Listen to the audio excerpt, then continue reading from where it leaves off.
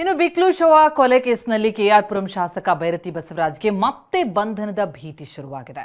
ಮಧ್ಯಂತರ ಜಾಮೀನು ಪಡೆದಿದ್ದಂತಹ ಭೈರತಿ ಬಸವರಾಜ್ಗೆ ನಿರೀಕ್ಷಣಾ ಜಾಮೀನು ಸಿಕ್ಕಿಲ್ಲ. ಹಾಗಾಗಿ ಈ ಬಂಧನದ ಭೀತಿಯಿಂದ ಬಿಜೆಪಿ ಶಾಸಕ ಈಗ ನಾಪತ್ತೆಯಾಗಿದ್ದಾರೆ.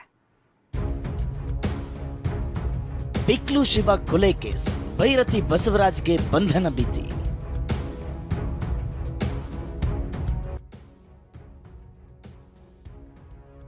ನಿರೀಕ್ಷಣಾ ಜಾಮೀನು ಅರ್ಜಿ ವಜಾ, ಶಾಸಕರು ನಾಪತ್ತೆ.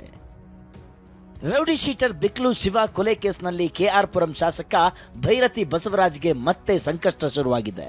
ಕಿತ್ತಗನೂರಿನ ಜಮೀನು ವಿವಾದದ ಹಿನ್ನೆಲೆ ಕಳೆದ ವರ್ಷ ಜುಲೈ 15ರಂದು ದುಷ್ಕರ್ಮಿಗಳ ಗುಂಪೊಂದು ಮಾಜಿ ರೌಡಿ ಶೀಟರ್ ಬಿಕ್ಲು ಶಿವನನ್ನ ಮಚ್ಚು ಲಾಂಗ್ಗಳಿಂದ ಅಟ್ಯಾಕ್ ಮಾಡಿ ಕೊಲೆ ಮಾಡಿತ್ತು. ಸತ್ತವನ ತಾಯಿ ಭೈರತಿ ಬಸವರಾಜ್ ಸೇರಿದಂತೆ ಹಲವರ ಮೇಲೆ ದೂರು ನೀಡಿದ್ದರು. ಎಫ್ಐಆರ್ ದಾಖಲಾಗ್ತಾ ಇದ್ದ ಹಾಗೆ ಹೈಕೋರ್ಟ್ಗೆ ಅರ್ಜಿ ಸಲ್ಲಿಸಿ ಬಂಧನದಿಂದ ಮಧ್ಯಂತರ ರಕ್ಷಣೆ ಪಡೆದ ಭೈರತಿ ಬಸವರಾಜ್ ಪೊಲೀಸರ ಮುಂದೆ ತನಿಖೆಗೆ ಹಾಜರಾಗಿದ್ರು. ಆದರೆ ಪ್ರಯಾಗ್ರಾಜ್ಗೆ ತನ್ನ ಜೊತೆಯಲ್ಲೇ ಪ್ರಯಾಣಿಸಿದ A1 ಆರೋಪಿ ಜಗ್ಗಾ ಅಲಿಯಾಸ್ ಜಗದೀಶ್ ಯಾರು ಅನ್ನೋದೇ ಗೊತ್ತಿಲ್ಲ ಅಂತ ಹೇಳಿಕೆ ನೀಡಿದ್ರು.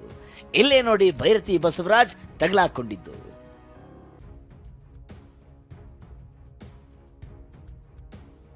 ಹೈಕೋರ್ಟ್ನಲ್ಲಿ ವಾದ ಮಂಡಿಸಿದ ಎಸ್ಪಿಪಿ BN ಜಗದೀಶ್ ಒಂದೇ PNR ನಂಬರ್ನಿಂದ ಜಗದೀಶ್ ಮತ್ತು ಭೈರತಿ ಬಸವರಾಜ್ ವಿಮಾನದ ಟಿಕೆಟ್ ಬುಕ್ ಆಗಿದೆ, ಕುಂಭಮೇಳದಲ್ಲಿ ಫೋಟೋ ತೆಗೆಸಿಕೊಂಡಿದ್ದಾರೆ, ಮೊಬೈಲ್ CDR ಸಾಕ್ಷ್ಯ ಇದೆ ಅಂತ ಪ್ರಬಲ ವಾದ ಮಂಡಿಸಿದ್ರು. ಎರಡೂ ಕಡೆ ವಾದ ಆಲಿಸಿದ್ದ ನ್ಯಾಯಮೂರ್ತಿ ಸುನಿಲ್ ದತ್ ಯಾದವ್ ಅವರಿದ್ದ ಹೈಕೋರ್ಟ್ ಪೀಠ ಭೈರತಿ ಬಸವರಾಜ್ಗೆ ನಿರೀಕ್ಷಣಾ ಜಾಮೀನು ನಿರಾಕರಿಸಿದೆ. ಇದರಿಂದ ಭೈರತಿಗೆ ಬಂಧನ ಭೀತಿ ಶುರುವಾಗಿದೆ. ಭೈರತಿ ಬಸವರಾಜ್ ಹಾಗೂ ಬಿಕ್ಲು ಶಿವನ ಮಧ್ಯೆ ಮೊದಲೇ ವೈಮನಸ್ಸಿತ್ತು. ಫೆಬ್ರವರಿ 18, 2025ರಂದೇ ಜೀವ ಬೆದರಿಕೆ ಬಗ್ಗೆ ದೂರು ನೀಡಿದ್ದಾನೆ. ಅರ್ಜಿದಾರನಿಗೆ ಜಗ್ಗಾ ಅಲಿಯಾಸ್ ಜಗದೀಶ್ ಪರಿಚಿತನೆಂಬುದಕ್ಕೆ ಸಾಕ್ಷ್ಯಗಳಿವೆ. ಫೋಟೋ, CDR ಹಾಗೂ ಹಿಂದಿನ ದೂರಿನ ಬಗ್ಗೆ ವಿವರಣೆ ಪಡೆಯಲು ತನಿಖೆಗೊಳಪಡಿಸಬೇಕಾದ ಅಗತ್ಯವಿದೆ. ಆರೋಪಿ ಶಾಸಕನಾಗಿದ್ದು ರಾಜಕೀಯವಾಗಿ ಪ್ರಭಾವಿಯಾಗಿದ್ದಾನೆ.